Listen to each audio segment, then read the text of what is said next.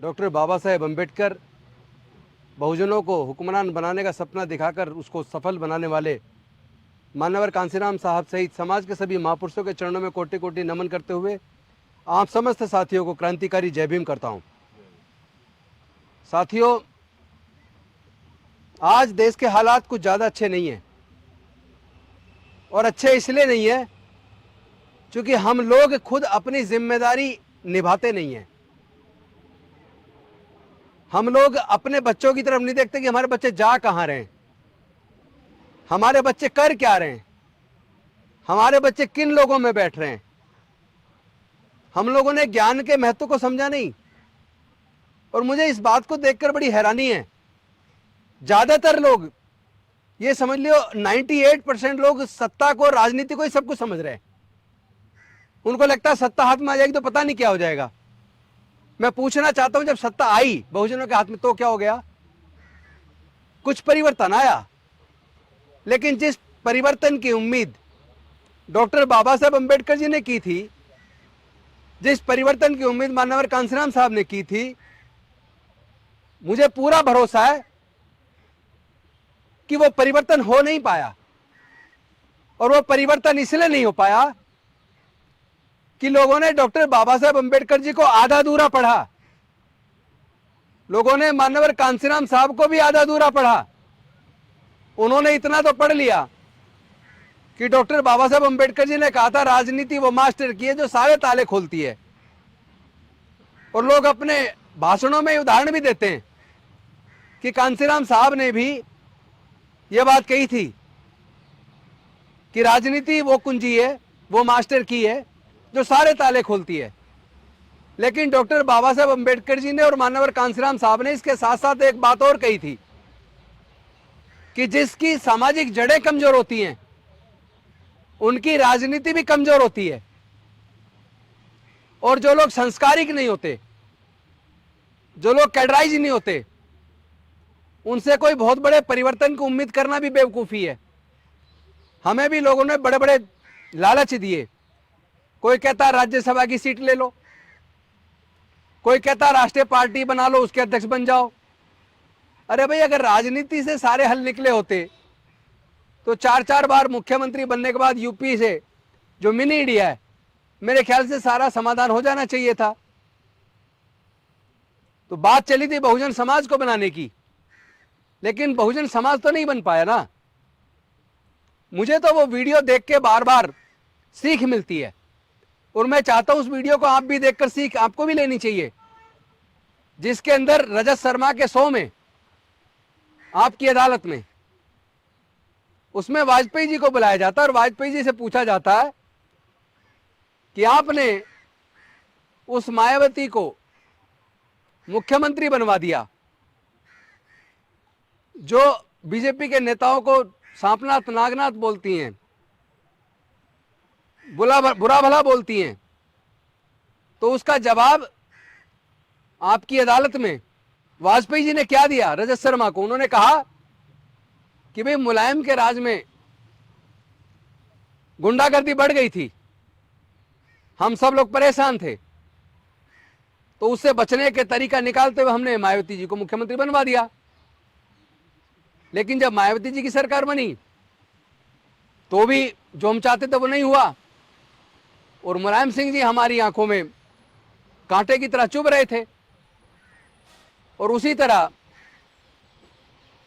मायावती जी भी कांटे की तरह चुभ रही थी। तो ये एक व्यावहारिक जगत में ऐसे गठबंधन करने पड़ते हैं, एक कांटे को निकालने के लिए दूसरे कांटे का इस्तेमाल करना होता है, और जब दूसरे कांटे से पहला कांटा निकाल के फेंक दिया जाता है, फिर जिस कांटे से उस कांटे को निकालते उस कांटे को भी फेंक दिया जाता है। यानी एक कांटे से दूसरा कांटा निकाला, फिर दोनों कांटे फेंक दिए।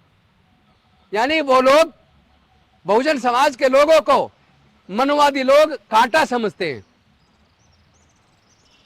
उन्होंने बहुजन समाज ना बन पाए, दलितों पिछड़ों में एकजुटता ना आ जाए,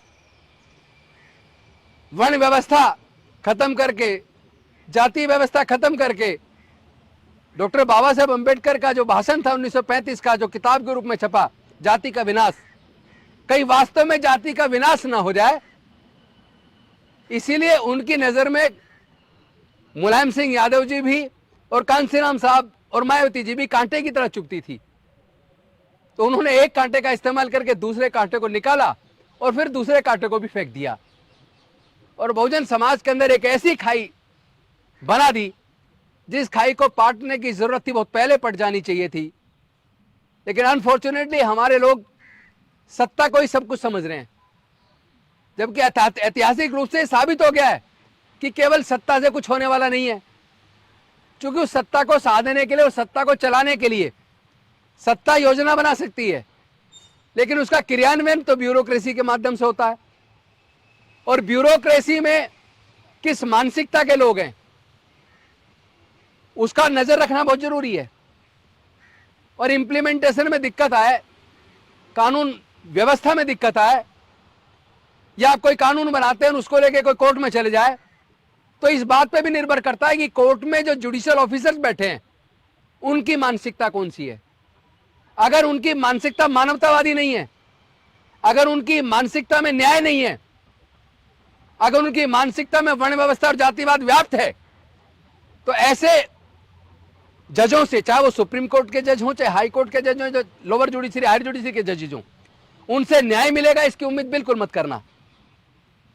और आपके लोग जीतकर संसद में जाएंगे, विधानसभाओं में जाएंगे, एमपी एमएलए और मंत्री बनेंगे, और आप ये उम्मीद करें कि वो लोग आपकी आवाज बनेंगे, आपकी समस्याओं का समाधान करेंगे, तो इस गलतफहमी में भी मत रहना। क्योंकि आजकल एक ऐसा चुनावी सिस्टम बन गया है जिसमें पैसा बहुत ज्यादा रोल प्ले करता है। एक एक चुनाव में करोड़ों रुपए खर्च होता है, और जो लोग वो करोड़ों रुपया देते हैं, तो जिनके पैसे से वो नेता चुनाव लड़ता है, वो पहले ही दिन उनकी गुलामी स्वीकार कर लेता है। अब गुलाम से आप ये उम्मीद करो कि वो आपकी आवाज बनेगा, आपके न्याय के लिए लड़ेगा, तो ये गलतफहमी जितना जल्दी हो सके अपने दिमाग से निकाल दो। ये निकलनी चाहिए। मान्यवर कांसीराम साहब ने जो पुस्तक लिखी अपने जीवन में बहुत महत्वपूर्ण, चमचा युग, तो भाई चमचा चाहे सोने का हो, चमचा चाहे चांदी का हो, चमचा चाहे पीतल का हो, चमचा चाहे सिल्वर का हो, लेकिन ध्यान रहे चमचा अपनी मर्जी से नहीं घूमता। चमचा जिसके हाथ में होता है उसकी मर्जी से घूमता है। और बांटने की भी अगर बात है तो चमचा जिसके हाथ में, उसे कितना निकालना और कितना किसको देना है, यह भी उस पर निर्भर करता है जिसके हाथ में चमचा है। तो अगर यह महत्वपूर्ण अंतर और समझ आपके अंदर नहीं है, अगर यह समझ आपकी विकसित नहीं हुई है, तो आप लोग न्याय कर पाएंगे, न्याय ले पाएंगे, यह संभव नहीं है। मैं एक बात अपने मुस्लिम समाज के लोगों से भी कहना चाहता हूं।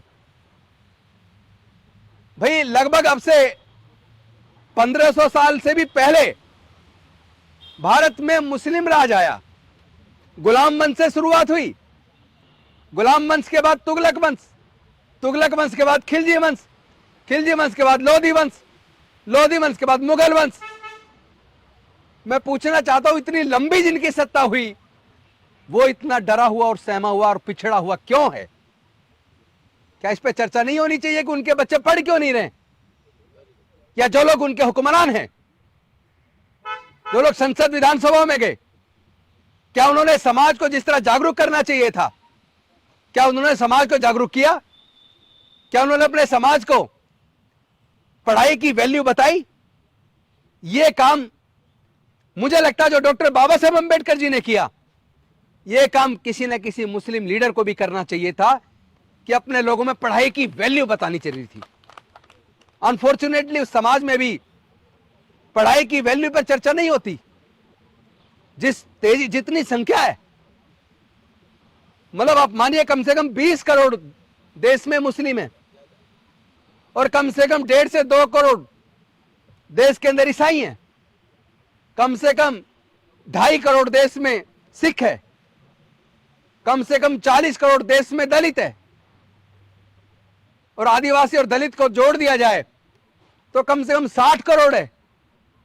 यानी पिछड़े वर्ग को, दलितों को, आदिवासियों को, अल्पसंख्यक को अगर इसे जोड़ दिया जाए तो 140 करोड़ में से कम 115 करोड़ है। लेकिन इस 115 करोड़ की ना तो यानी कानून के मंदिर में, न्यायालय में हिस्सेदारी है, ना देश के व्यापार में हिस्सेदारी है, ना देश के प्राकृतिक संसाधनों में हिस्से।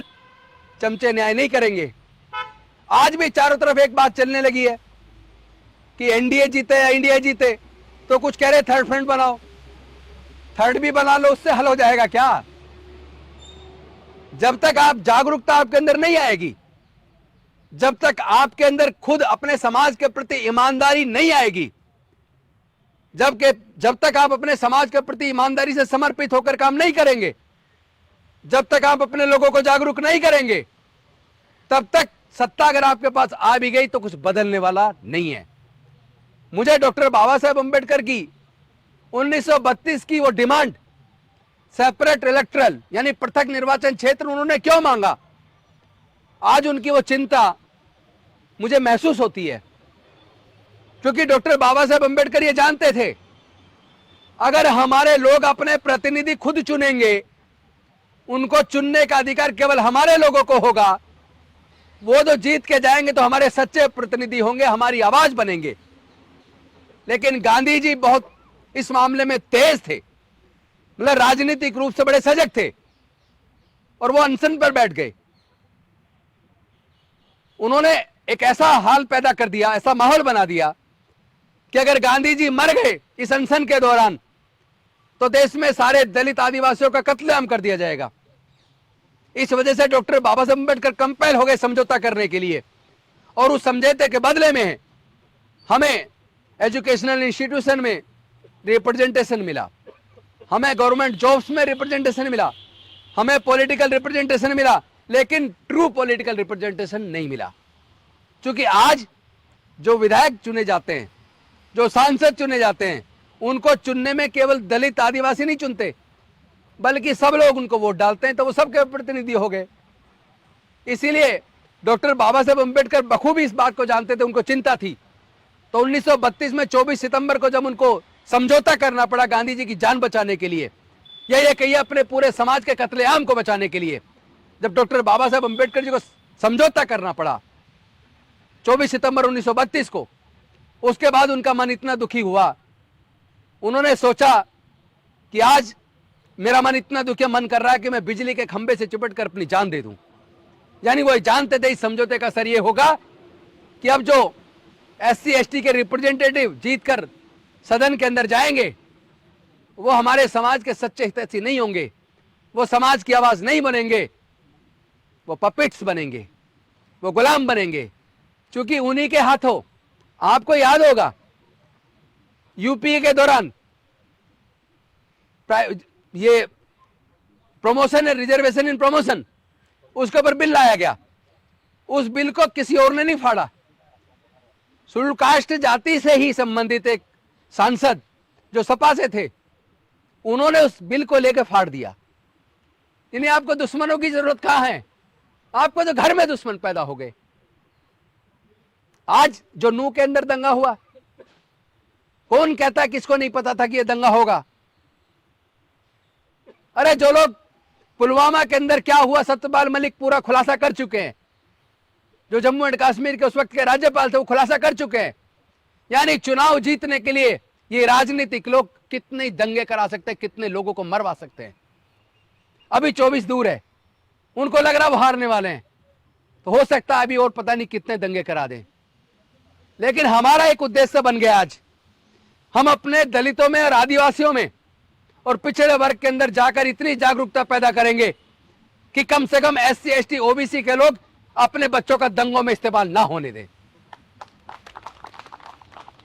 और जो बड़े बड़ी कुर्सी पे बैठे नेता हैं, या जो बड़ी कुर्सी पे बैठे अफसर हैं, या जिनके घरों में मंदिरों का चढ़ावा जाता है, मैं पूछना चाहता हूं, किसी भी दंगों में उनके बच्चे गिरफ्तार क्यों नहीं होते? किसी भी दंगे में उनके बच्चे क्यों नहीं जाते? किसी भी धार्मिक जुलूस में जहां नंगी तलवारें लहराई जाती हैं, वहां उनके बच्चे क्यों नहीं जाते? उसमें दलितों, पिछड़ों, आदिवासियों के बच्चों का इस्तेमाल होता है। तो आप लोग इतने बेखबर क्यों हैं? आपके बच्चे कावड़ लेने जा रहे हैं, उनके बच्चे विदेश में पढ़ रहे हैं, तो तरक्की किसकी होगी?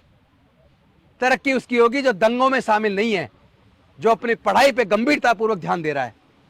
तो आज समय और परिस्थिति ये बता रही है कि सरकारों ने षड्यंत्र करके जानबूझकर, अब बात केवल दलितों तक सीमित नहीं रही, अब बात आदिवासियों तक भी सीमित नहीं रही, अब बात केवल पिछड़े वर्ग तक भी सीमित नहीं रही, अब बात केवल मजदूर और किसान तक भी सीमित नहीं रही। किसी भी जाति और धर्म के लोग क्यों ना हो, जिनके घर में पैसा नहीं है, जिनके घर की पूरी इनकम हर महीने की 5,000 से 20, 25, 30 हजार के बीच है, 50,000 के बीच है। आज सरकारों ने एजुकेशन को इतना महंगा कर दिया कि आप अपने बच्चों को हायर एजुकेशन नहीं दिला सकते, चाहे आप किसी भी जाति धर्म के क्यों ना हो। यानी बात इतनी आगे निकल गई कि शिक्षा पे भी कुछ ही लोगों का कब्जा रहे, बड़े बड़े पदों पर कुछ ही लोगों का कब्जा रहे।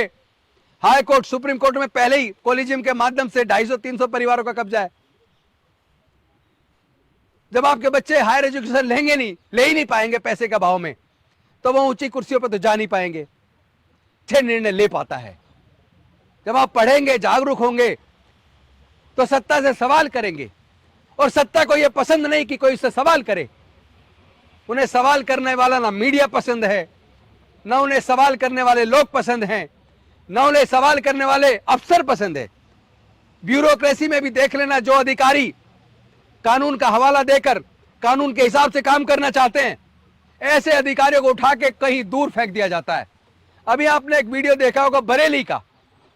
बरेली में कुछ कावड़िए, जो एसएसपी का बयान है कि वो नशे में थे, उनके पास कुछ औजार भी थे, वो मस्जिद के सामने ही डेक बजाने लगे। उन्होंने उनको कहा तुम्हारा ये रूट नहीं, दूसरी जगह से आपका रूट है, वहां से निकलिए। वो नहीं माने, एसएसपी को हल्का बल प्रयोग करना पड़ा। शाम तक उस एसएसपी को ट्रांसफर करके कहां लगाया? होमगार्ड में। यानी अधिकारी, जिस अधिकारी को कानून व्यवस्था बनाने के लिए, दंगों को रोक पाने में सफल होने के लिए प्रोत्साहित करना चाहिए था, इनाम मिलना चाहिए था, ऐसे आईपीएस ऑफिसर को सजा देकर होमगार्ड में लगा दिया। यह परिणाम है ईमानदारी का। क्योंकि सत्ता चाहती नहीं कि अफसर ईमानदारी से काम करें, वो अब अफसरों को भी प्रताड़ित करते हैं। कहीं ना कहीं उन्होंने जुडिशियल ऑफिसर्स की भी कुछ कमजोरियां पढ़ के उनको भी कंट्रोल में कर लिया है। इसलिए बहुत सारे सर्वोच्च न्यायालय, उच्च न्यायालय के निर्णयों के अंदर भी न्याय नजर नहीं आता। तो आप लोग जब परेशान होते हैं, दुखी होते हैं, तो आप लोग फिर कोर्ट जाते हैं। लेकिन अगर कोर्ट में भी न्याय ना मिले तो फिर कहां जाओगे? फिर कहां जाओगे? तो मेरा यह कहना है कि बहुत ज्यादा जागरूकता की जरूरत है। मिशन जय भीम के अभी 4 प्रोग्राम है, आप बार बार 3 बोल रहे हैं, अभी 4 प्रोग्राम है, बहुत महत्वपूर्ण प्रोग्राम है। पहला तो तीसरा स्थापना दिवस मिशन जय भीम का, जो आने वाले 26 अगस्त को साव ऑडिटोरियम में है सुबह 10 बजे। वो छोटा प्रोग्राम है, लगभग 1000 के आसपास के लोगों का। दूसरा प्रोग्राम 10 सितंबर को जयपुर के अंदर, वहां स्टेडियम बुक किया हुआ है, 50,000 लोगों का प्रोग्राम है, जहां मानवता किस तरह मजबूत हो, जिस पर हम लोग काम कर रहे हैं। तो 50,000 लोगों का एक बड़ा सम्मेलन 10 सितंबर को जयपुर में, उसकी तैयारी चल रही है। उसके लिए 13 तारीख को तैयारी के लिए हम जा रहे हैं। हमारी वहां की टीम गांव गांव में जाकर मीटिंगें कर रही है। रोज मेरे पास संदेश आते हैं, आज कहाँ है, आज कहाँ है। बहुत अच्छी तैयारी चल रही है। 50,000 लोग से ज्यादा लोग उसमें आएंगे 10 सितंबर को।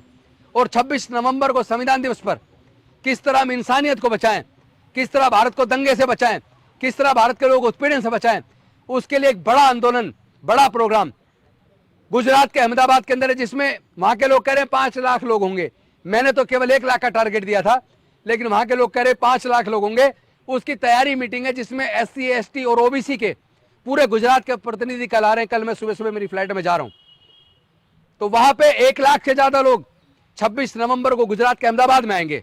और उसके बाद बड़े आंदोलन की तैयारी है 3 दिसंबर दिल्ली के रामलीला मैदान में।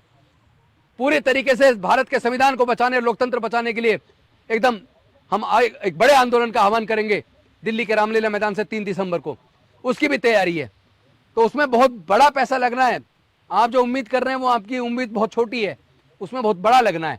लेकिन उसमें सब लोग मिलके, जो भी जुड़ रहा है, जो आएगा, वो 10 रुपए दे, 20 रुपए दे, 50 रुपए दे, 100 दे, 1000 दे, 10,000 दे, लाख दे, जितना जिसकी जितनी इच्छा है, खुद के मन की है, जिससे जो खुशी मिलती हो, वो लोग करेंगे और पूरे प्रोग्राम का इंतजाम हो जाएगा। आपको बिल्कुल चिंता करने की जरूरत नहीं है। जो लोग आएंगे वो अपने प्रोग्राम की तैयारी अपनी जेब से करेंगे। लोग तैयार हो गए, आपको उसकी भी चिंता करने की जरूरत नहीं है।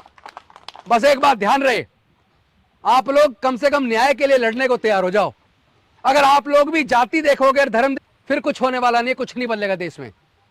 आपको यह देखना अन्याय हो रहा है तो अन्याय के खिलाफ आपको न्याय की लड़ाई को लड़ना है, चाहे वो किसी भी धर्म और किसी भी जाति के व्यक्ति के साथ अन्याय हो, इस लड़ाई को लड़ना पड़ेगा। हमें भारत के संविधान को बचाना है, भारत के लोकतंत्र को बचाना है, वरना यकीन मानिए भारत का हाल पाकिस्तान, लेबनान, इराक और अफगानिस्तान और सीरिया जैसे होने वाला है। क्योंकि जिस तरह ये कट्टरपन बढ़ रहा है भारत में, कुछ ऐसी ताकतें जो एक पर्टिकुलर धर्म का राष्ट्र बनाने की बात कर रहे हैं। अरे तुम भैया जिस दिशा में तुम बढ़ चुके हो, ये जो नफरत बढ़ रही है, इस नफरत में देखा नहीं, एक पुलिस वाले ने, रेलवे पुलिस के एक कांस्टेबल ने अपने एएसआई को और 3 एक पर्टिकुलर धर्म के लोगों को मार दिया। 3 पर्टिकुलर क्या मुस्लिम लोगों को मार दिया, और मीणा समाज के एएसआई तो उसको मार दिया। मतलब आपने इतना जहर घोल दिया समाज में। जो सरकारी कर्मचारी है, जो पुलिस में है, सेना में है, उसके मन में भी आपने जहर घोलकर उसको भी बांट दिया। इसका मतलब तलवारें वो एक दूसरे के लेके सामने भी खड़े हो जाएंगे तो बचेगा कौन। मणिपुर में वो क्रिश्चियन को मार रहे हैं, आदिवासी को मार रहे हैं, यानू में वो किसी और को मार रहे हैं, कहीं पिछड़ों को मार रहे हैं, कहीं दलित को मार रहे हैं, कहीं दलित के मुंह पे मूत रहे हैं, कहीं मुंह छिड़कने पे हत्या कर रहे हैं, कहीं घड़े छूने पे हत्या कर रहे हैं, कहीं बहन बेटी की इज्जत लूट कर सामूहिक बलात्कार करके हत्या कर रहे हैं। भाई कब तक चलेगा ये? ऐसा नहीं है लोग लड़ना नहीं जानते, लोग उनका जवाब दे सकते हैं, लेकिन मेरा अपना ये मानना, ये विचारधारा की लड़ाई है। ये लड़ाई औजार हथियार की नहीं है, और औजार हथियार से वैसे भी कोई जंग जीती नहीं जा सकती। विचार की लड़ाई को विचार से लड़ना होगा, दिमाग से लड़ना होगा, बुद्धि विवेक से लड़ना होगा। और मुझे पूरा यकीन है कि हम लोग बुद्धि और विवेक से, दिमाग से, अपनी काबिलियत से डॉक्टर बाबा साहब अम्बेडकर के बताए रास्ते पर चलकर संवैधानिक तरीके से इस लड़ाई को लड़ेंगे भी और इस लड़ाई को जीतेंगे भी। और इस 26 अगस्त का प्रोग्राम जो ऑडिटोरियम में है, इसके बाद 10 सितंबर का प्रोग्राम जो जयपुर में है, फिर 26 नवंबर का प्रोग्राम जो गुजरात के अहमदाबाद में है, उसके बाद 3 दिसंबर का प्रोग्राम जो दिल्ली के रामलीला मैदान में। तीनों को बेहद मजबूती से सफल बनाएंगे। इसकी तैयारी के साथ साथ आप सब लोग जो सहयोग कर रहे हैं, उस सहयोग के लिए आते हैं। दलितों की सभा होती है तो सारे पुरुष होते हैं, 2-4 महिलाएं कोई आ जाएं। इसी तरह आदिवासियों का, चाहे पिछड़े वर्ग का हो, पुरुष लोग अपने घर से चलते हैं और पुरुष लोग एक दूसरे को अपना भाषण सुनाते हैं। और खासतौर पे दलित, पिछड़े और आदिवासी में उनके बगल में कोई कथावाचक आता है, उनके बगल में कहीं जागरण हो रहा है, उनके बगल में कहीं माता की चौकी लग रही है, उनके बगल में कहीं कीर्तन हो रहा है। वो पड़ोस की महिला के साथ आपकी पत्नी, आपके बच्चे वहां चले जाते हैं, वो उनका मिशन सीख रहे हैं, उनका मिशन बढ़ा रहे हैं, उनका मूवमेंट बढ़ रहा है। और आप अकेले अपने मीटिंग में जाते हैं, या तो पुरुष जाते हैं, एक दूसरे को भाषण सुनाते हैं, और घर पे जाकर अपने बच्चों के अंदर भी मिशन मूवमेंट नहीं डालते, उनको कैटराइज नहीं करते। आपके बच्चों में मिशन नहीं जा रहा, आपके बच्चों में उनका मिशन जा रहा है। उनके आरएसएस के लोग आपके घरों में घुस जाते हैं चाय पीने के बहाने, और उसके बाद अपना मिशन आपके बच्चों को पिला देते हैं। चाय पीते पीते ही अपना मिशन आपके बच्चों को पिला देते हैं। इसीलिए सारे दंगों के अंदर देख रहा, दलित, पिछड़ा, आदिवासियों के बच्चे मिलेंगे। सारे धार्मिक जुलूसों में दलित, पिछड़ा, आदिवासियों के बच्चे मिलेंगे। अरे मरने वाले भी तुम, मारने वाले भी तुम, जेल जाने वाले भी तुम, बर्बाद होने वाले भी तुम। फिर रो क्यों रहे हो? दोष किसका है? किसको दोषी ठहरा रहे हो? दोषी तुम खुद हो, क्योंकि तुमने अपने बच्चों को सही मार्गदर्शन नहीं किया। तुम अपने बच्चों को गलत इस्तेमाल होने दे रहे हो। अभी भी समय रोक लो। अगर नहीं रोका तो कोई एक जाति धर्म की बात नहीं है, पूरा भारत बर्बाद हो जाएगा। ये भारत को बचाने की बात है, ये भारत के संविधान को बचाने की बात है, ये भारत के लोकतंत्र को बचाने की बात है। ये अपने आने वाले बच्चों को फिर से गुलाम बनने